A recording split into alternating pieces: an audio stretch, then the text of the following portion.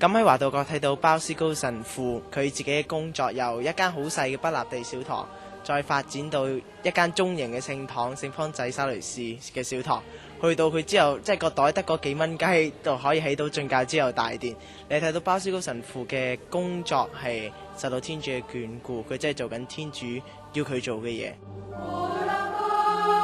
參觀咗好多關於鮑思高神父之前喺嗰度工作嘅地方，係一間咁細咁小嘅地方就發展到全世界咁偉大嘅事業呢，同埋同佢接觸過青年人呢，都係好中意鮑思高神父咯，好神奇啊！鮑思高神父真係好偉大。鮑思高神父就喺我面前好近好近咁樣，嗰個玻璃咧有啲反光啊，咁反光嘅地方咧就係照住我哋好大嘅感覺啦，我哋就係同鮑思高神父一齊喺佢嘅身邊咁樣。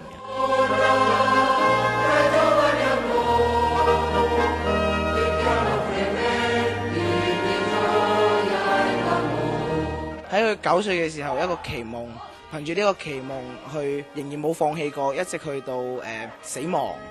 嗰段經歷，我覺得係非常之深刻嘅咯。做翻自己應該要做嘅目標，好似佢咁樣，唔好放棄。呢個就係鮑思高俾我呢一個訊息咯。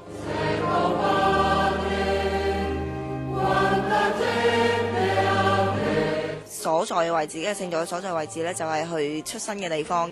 好近好近嘅感覺咯，就真係好似去到爸爸面前，可以係即係掂到咁樣咁近，係同佢祈禱啊，話翻俾佢聽，佢當年所發嘅期望係實現咗嘅咯。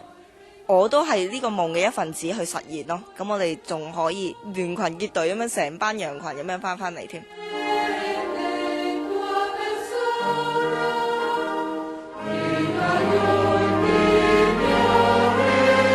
感覺到呢一度嘅村民呢，其實都好以雷主教為榮咯。喺呢一個咁呢片寧靜嘅土地上面呢，令我想翻起去繼續效法雷主教，靠佢嘅助佑去為我哋嘅祖國去傳揚福音。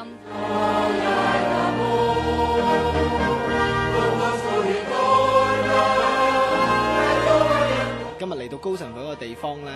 呢度好